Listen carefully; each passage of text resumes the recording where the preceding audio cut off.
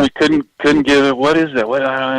And finally, I said, "That's yams at Thanksgiving. When you take sweet potato and yams, and you put cinnamon on it, and you put the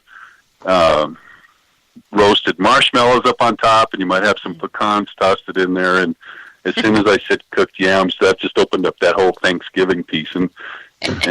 But it took me 5 or 10 minutes to get that, even though it was right there on the tip of my tongue. I had to.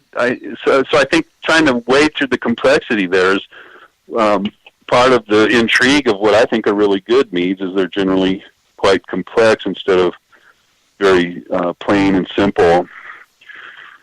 And so now, as you might realize, we can do a whole boatload of things with oak that I don't think people generally realize is there. Yeah, that's really cool. That's and speaking of that, my other question would be, how would you tell an oak noob like me? I consider myself an oak noob because I really don't do it that often, and I haven't done anything but French oak spirals, medium toast. Right. Basically, that's all that I've done. But let's say if I wanted to educate myself on actually, making actual meads with these oaks, how could I get the most out of, let's say, one of my a 5-gallon dry traditional, and see how, what would you say is the smallest amount of mead that I can put into a bunch of bottles and test it out, so that I know, okay, this is this oak, this is that oak, this is this combination. Maybe I can set up a few, and you know what I mean? Yeah, I certainly do know what you mean. And so again, I'm going to go back to making the teas.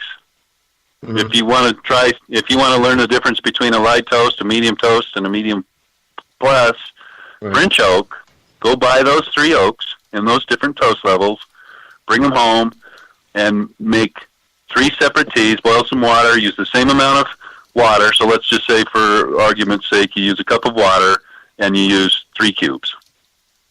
And then now make 3 different teas, exactly the same amount of water, and 3 cubes, one of the light, one of the medium, and the other of the medium toast or medium plus.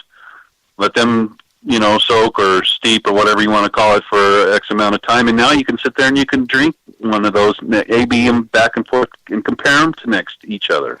Mm-hmm. Now, I would say when you're learning and starting out, I wouldn't say, okay, just, and here would be, if I was to summarize some of these things, I would say don't be afraid. In other words, go ahead and jump in, get your feet wet. But I would also say, if you've never done this before, don't go buy 4 spirals of X oak, some whatever, and toss it in a 6-gallon carboy and pray that it ends up being what you want it to be. Right. Don't do that. And so maybe separate a half a gallon or a gallon of from that batch. And ideally, this is what I do all the time. I would take that particular mead. I would take, and it's different for all of us, but I generally make mead in 10-gallon batches, and sometimes I'll make 2 or 3 at the same time. So if I'm going to test something, I might take a gallon of 3 separate gallon jugs, put my mead in there, and then I'll put my light toast in one. Mm-hmm. And so I'm doing some testing, real live testing with the mead that I'm thinking about putting a particular oak in, and I'm playing with it on a lower scale before I then decide what I really want to do. Cool. And so it's great fun when we can do this in person, when I bring these teas and we sit around and we drink them all. And then I tell people, I say, if you have some problem meads or that you're really not sure what they need, and I'm not like asking them to bring faulty mead where it has, science issues in them, but if they're like, yeah, I kind of like this, but it's lacking a little bit of something, bring some of that and we'll play with it. And we can add some of this and some of that, and we can blend it. And boy, that's just really fun when everybody's sitting around the table doing that at the end of the day. And that's really where you're going to be able to take this home, so to speak, and own it as your own experience. And you do that enough, and you'll know when you're sitting there thinking of a mead and how am I going to build it, what honey, what components. You'll also be able to go right away. I say, okay, I'm going to use this species at this toast level because I want to get this fraction of that into my mead. That's cool. And that gets really fun. For our listeners, by the way, all of this stuff that I've been talking about, I created a thread on Gotmead on the forum called Wood Management. And inside of all of that, all of this information that I've talked about, plus there's different modes that you can learn by. We can go and watch videos that I have links provided for. You can listen to some podcasts. And, of course, there's a lot of links to some different reads. And so we've covered a lot of stuff tonight. But if you go to the Wood Management thread at the Gotmead Forums, all of this stuff that we've talked about tonight will be there, plus more information. That thread is linked on the episode page for this show. Perfect.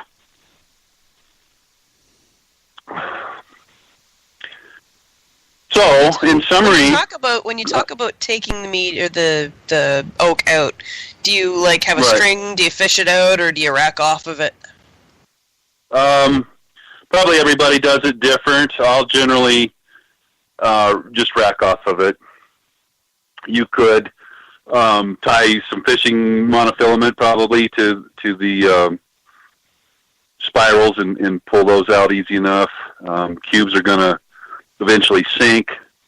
I think even those big corkers or whatever, the big round balls that I spoke of earlier that you can buy from More Wine, those will all float a bit at the beginning, but eventually they get saturated and heavy, and they'll sink down to the bottom too. So we might all approach that a little bit differently, but I generally will rack off of them when I'm done.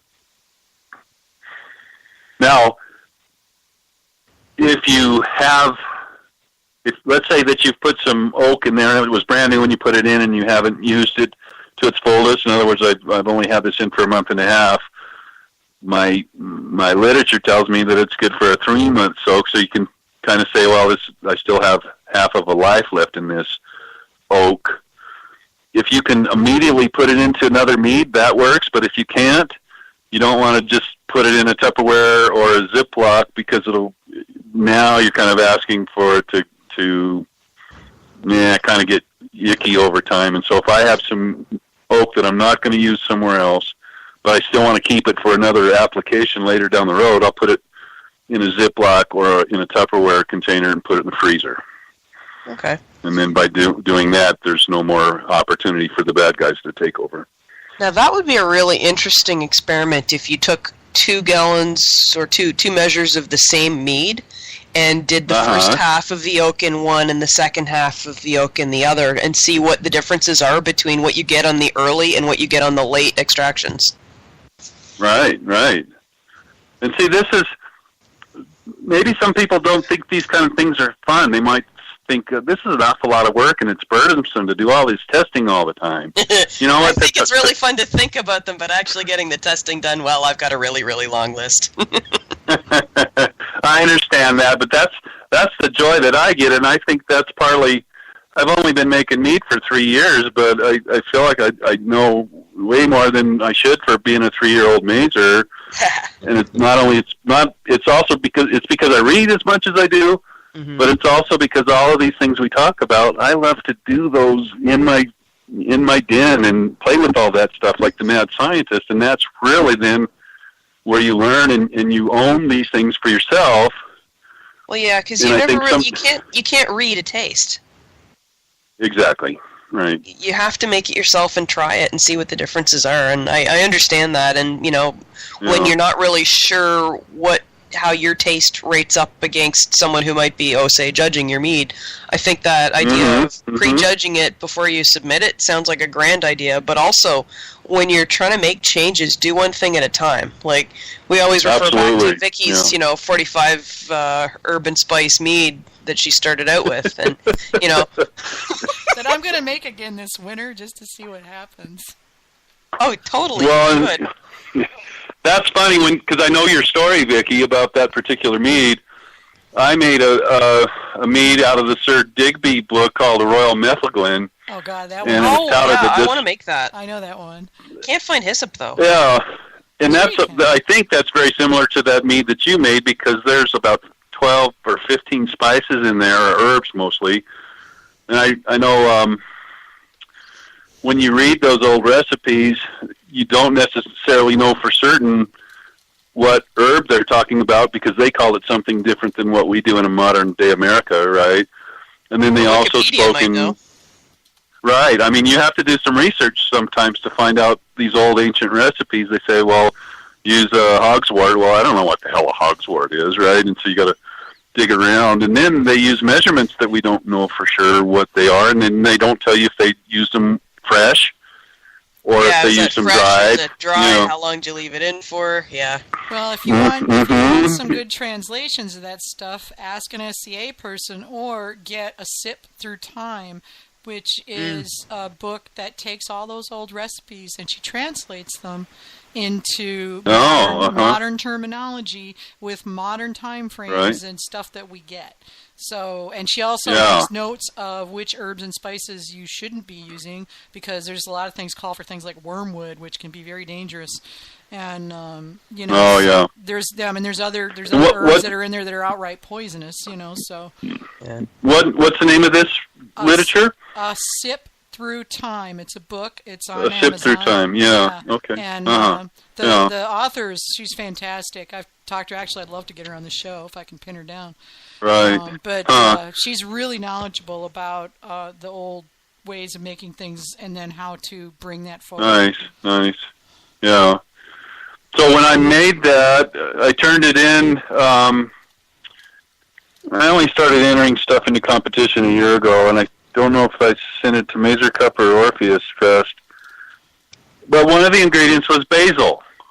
And one of the judges wrote back, basil? Really? Why would you put basil in a mead? And it's good. Like, well, because that's what it was on the recipe. By the way, I don't remember now if this was Queen Anne or Queen Elizabeth's favorite mead, but it was one of the Queen of England's or France's favorite meads. Elizabeth I. Elizabeth? Oh, okay. So I thought it was Queen Anne, but I named this mead Queen Anne's Demise. Like, all she's doing is sitting around her castle drinking this stuff all day long. And I didn't know, back at this point in time, I had never tasted anybody else's meads but my own. And so I really wasn't sure what it's supposed to taste like for sure, especially with all these different ingredients galore. So I sent it in to get some ideas or opinions of it. Is this good or bad? Because I had some people that said, man, this is really good. This is one of my favorites. And other people like, it's pretty medicinal and it's just kind of weird. And I thought it was too strong with all of the ingredients. And so, and when the results came back, that was their thing too, is like, sometimes less is more. And there's a lot of things in here that maybe aren't even necessary. But I was trying to make a historic recipe, so that really wasn't up to me. But I can tell you what I did. I aged it for another year, and it got better, but still, it's still, in my opinion, was hugely overpowered. And so I took another trad that I had made, and I broke off half of my batch of this Royal Meth, and I added it to a nice, clean, off-dry trad to kind of dilute all the ingredients down. And I think it's just absolutely wonderful now, and I think it's way better than it was. And earlier I mentioned when I was trying to figure out what I was going to enter into Orpheus Cup, this particular mead was one that I do want to enter because I think it's lovely. It's wonderful right now, and it's way better now after I diluted it down some with another trad. You gonna enter that or something like it in the historical competition that the Mazer Cup's running? Which I think is just totally absolutely. You bet. Yeah, I know. I'm excited about that. Yeah, I'm angling to be a judge for that, so I'm not going to enter anything because I want to judge that thing. Cool. Oh yeah. Yeah, but that's super cool that they're doing it. That should. I know, and because they're asking for recipes, I hope they're kind enough that they'll post all those recipes after the competition's over.